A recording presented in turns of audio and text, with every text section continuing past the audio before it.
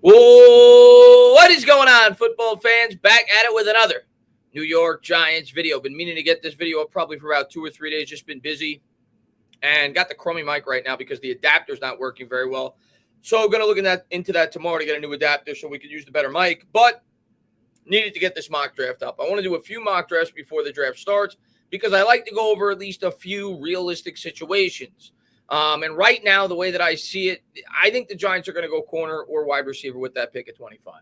They could certainly trade up. They could certainly trade back. The draft is very unpredictable. It's not like your typical draft, at least in recent history for the New York Giants, where we kind of went into it knowing full well who they were going to take, or at least very probable who they were going to take. In 2020, I thought it was beyond obvious we were going tackle, even though a lot of people wanted to debate whether or not it would be Isaiah Simmons or Andrew Thomas or which tackle it may be. I thought it was fairly obvious what we were going to do.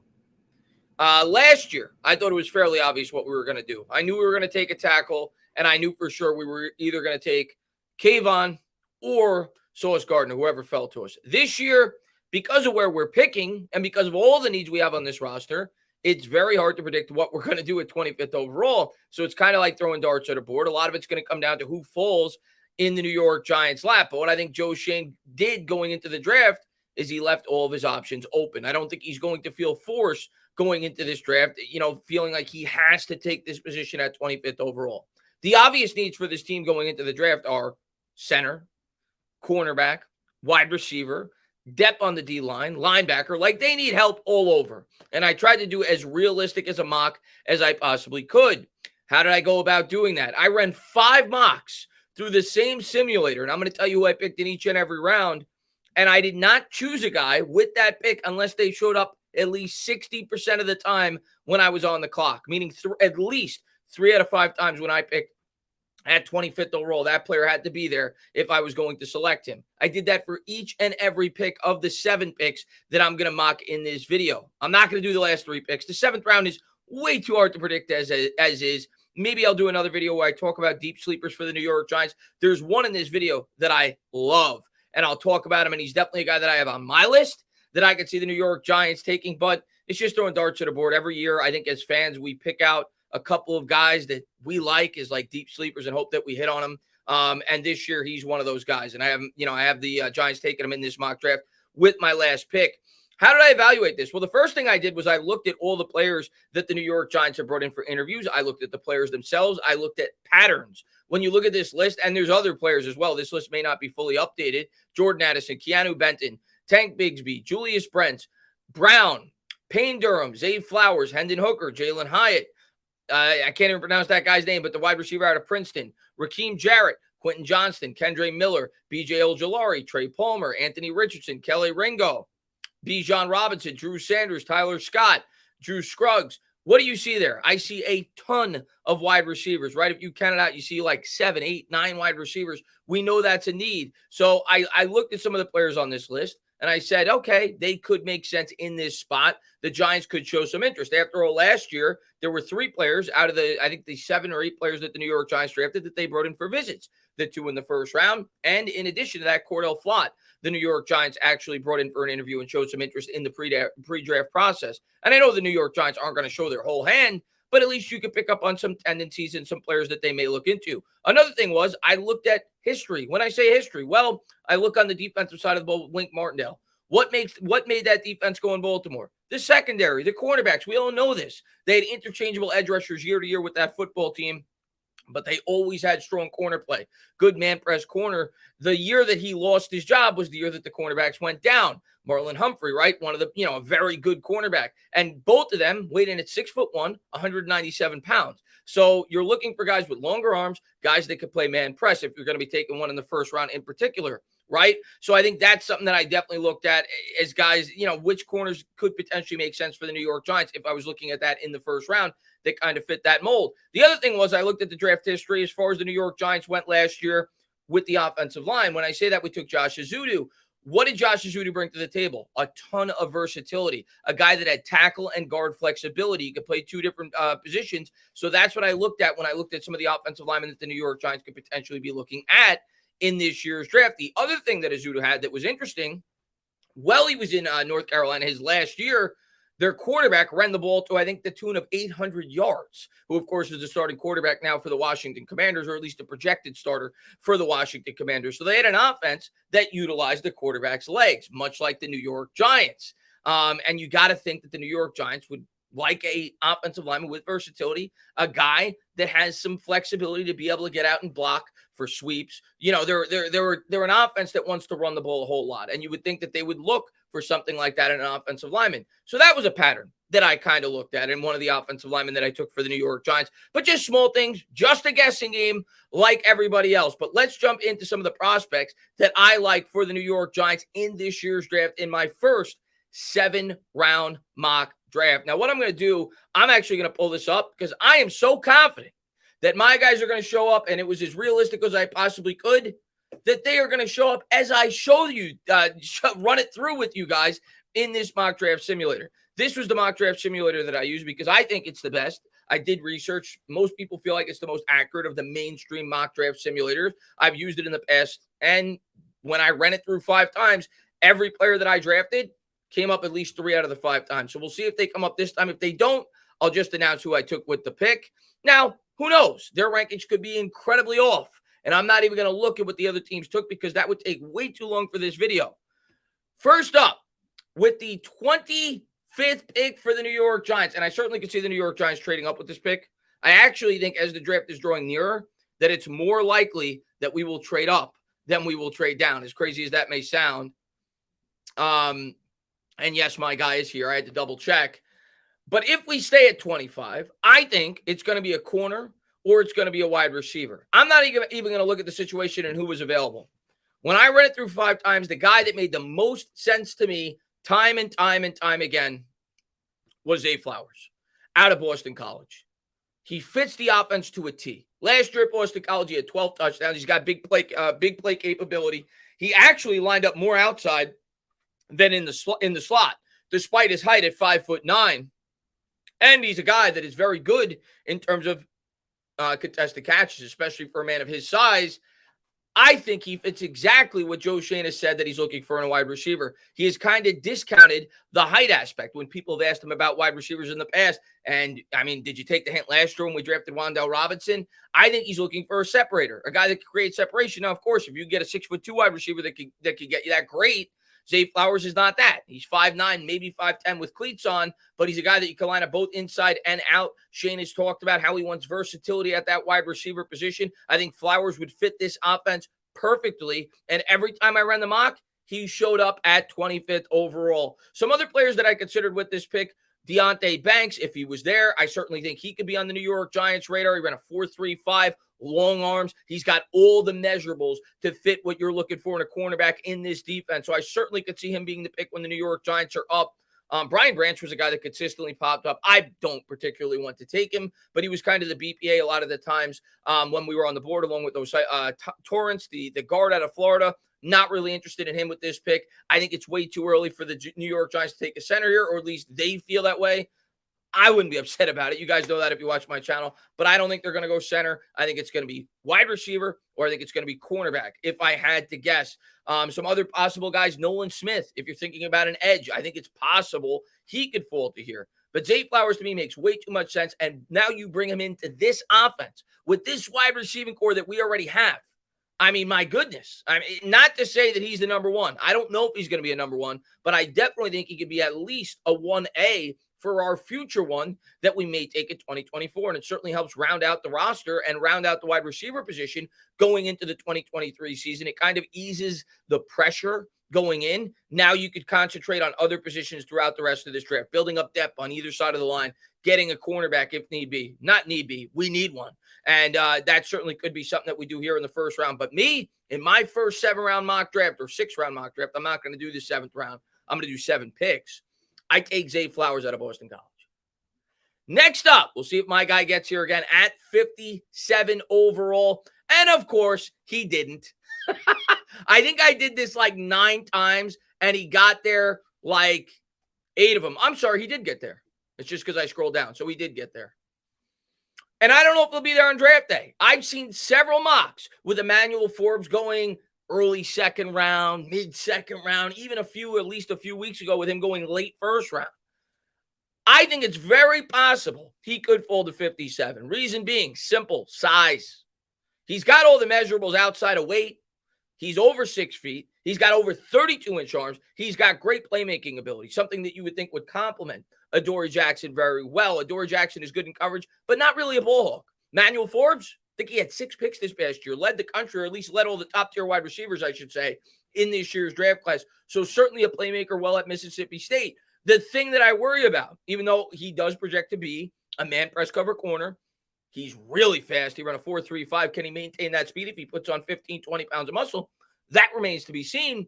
And the Giants have shown last year that they're not scared to take a project. Now, granted, Cordell Flott was much later in the draft. It wasn't 57th. It was more towards 100th overall. But they took a corner with a very similar build to a guy like Emmanuel Forbes. Forbes projects to be a higher-end prospect, probably than a guy like Cordell Flott, who I actually like a lot, and certainly could see him becoming our long-term answer at the slot, maybe even on the outside as he further develops. But you look at this Giants secondary right now, you look at all the holes. I think Forbes, if he were here with his potential, he could potentially be a very good corner at the NFL level, and you're getting him at 57th overall. I think it's a really good pick for the Giants if he's there, and it fills an immediate need, and it really helps round out that secondary and not a ton of pressure there, right? You have a lot of guys competing for that spot. If you feel like Forbes needs 4, 5, 6 weeks to get his bearings before you want to insert him into the starting lineup, you go ahead and do that. You could start Flott on the outside. You can start Aaron Robinson on the outside. But this is a guy I think that long-term could project into being a very strong, solid corner for the New York Giants, and you're getting him at pretty good value at 57th overall in this situation. Other guys that I considered with this pick that fell somewhat frequently to the second round, Jack Campbell, the linebacker out of Iowa. We all love our linebackers. Certainly could make sense there. I thought about centers here. Avila fell. Obviously, Tippmann.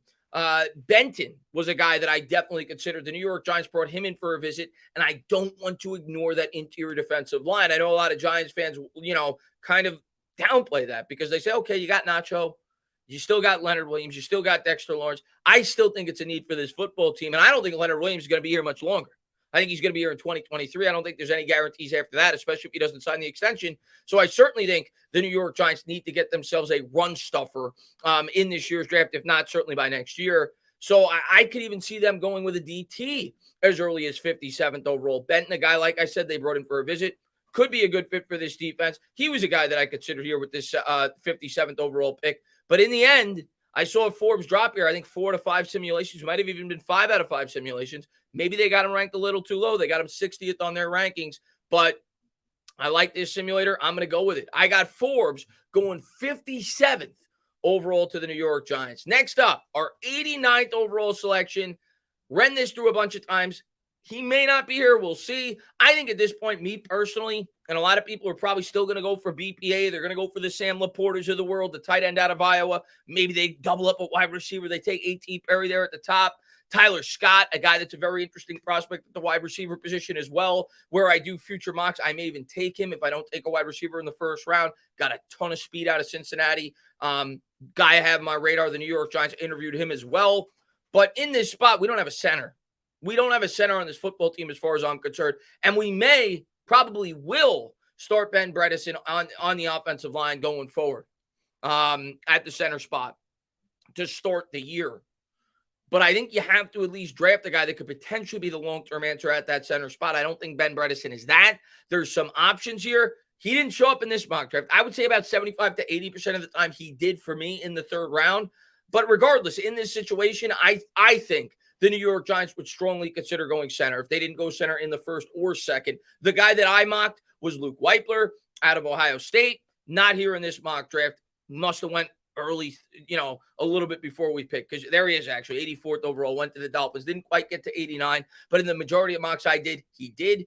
I'll substitute Ricky Stromberg, former center that I really like out of Arkansas, who they actually ranked 113, but I think a center makes a lot of sense in this spot. Weipler, the guy that I mocked out of Ohio State, many felt was the best center in this year's draft class as recently as about 6 weeks ago. And then after the Senior Bowl and Combine, things started to shift more towards Michael Schmitz, but that's who I had. I had Whippler, I think it's pronounced actually, not Weipler, out of Ohio State with the 89th overall pick, but he's not here in this spot. So we're going to take Ricky Stromberg. But regardless, we're getting a starting center with that 89th overall pick. Next up at 128, another guy who may be here, he may not be. I filled another need. It was a guy that we brought in for an interview, a guy that brings versatility, a guy that could really help in special teams, and you're taking him in a very similar spot to the guy that you hope he potentially eventually replaces. I don't think you expect guys that you're taking this late in the draft to step in and be day one starters. You're just not. But you're hoping Jair Brown, who I'm going to take here with this 128th overall pick, can evolve like a guy like Julian Love, who could contribute for this football team. Of course, the Giants have some options, right? They brought in a free agent at the safety spot. Of course, they drafted Benton last year. So Belton, I should say. They have some options in that secondary at that safety position, but I certainly think it's a spot where they could acquire some more depth for sure. And the fact that they brought in Brown for an interview shows that they probably have some interest at that safety position. I went with Brown here out of Penn State. Versatile safety, hopefully could help at least in specials and be some valuable depth. And a nice little battle there, maybe in training camp between him and Dane Belton. So fills a need. Some other positions I consider here. I considered running back. I considered DT. I considered going offensive line again. So there was a linebacker. So there was a lot of areas that I was considering here with this pick. But due to the fact that we brought him in for an interview, it is a need of ours to continue to build depth in that secondary, specifically at that safety spot after we lost Julian Love. I think it makes sense here at pick number 128. Next up on the clock, I think it's what is it, guys? I think it's like the 100, and there it is, the 160th pick. Let's see if my guys here ran it through a bunch of times. We just took Brown. I went with, and I think he will be here because this may be a bit of a reach. Might be. But I like him. Went to Alabama. What do we need? I keep talking about it throughout this stream. We need a run stuffer. He's ranked 240. I don't think he should be ranked that low. I've seen several mocks. He goes 4th, 5th round. Had a pretty impressive combine in which I think he ran a 5.08. Talked about his time when he played with Evan Neal. Good chemistry there with him. And a guy that is a run stuffer in every sense of the word if you watch him. Something that the Giants can use. Regardless of what Nacho is going to be over the next couple of years. I know we drafted DJ Davidson last year, but to add more depth on that defensive line. I was jealous last year, guys. I don't know about you. When I watched this play the Philadelphia Eagles and they were consistently subbing guys in and out. If the Giants could get some more depth on that side of the line in this year's draft and guys that maybe could develop into long-term starters, I think it makes a lot of sense. So I went with Byron Young out of Alabama. Next up, I'm going to take another guy that we interviewed. I'm going to take a linebacker. A little bit late here. He's still on the board. Dorian Williams out of Tulane. Great versatility, great side-to-side quickness. Ran a 4.49 40 at the combine. Some of the things that I've read on him that people have said about him, takes off plays, needs to develop more as a well-rounded linebacker, but the tools are there. He's got speed, decent size. Really good contributor on special teams. He's played special teams at the collegiate level. And when you're picking this late, you're looking for that kind of thing and added depth at that linebacker position. We know we need more linebackers. It was nice to get Okereke. We could certainly use another one. And getting Dorian Williams out of Tulane could make a ton of sense here at number 172. And then last up is my sleeper. I think he's ranked a bit lower then I think he's going to go in this year's draft. I like him when I did some research for several of the reasons that I talked about what the New York Giants could be looking for on the offensive line in this year's draft. Known as a very versatile offensive lineman. He played left tackle. He played right guard. He played, I think he played left tackle, both guard spots, and right tackle at the collegiate level, well at LSU. Had an impressive combine. Maybe moving up mock drafts. The thing with LSU, very similar to North Carolina when we drafted Josh Azudu. They had the 3rd highest running quarterback in the country, I think at about 800 yards.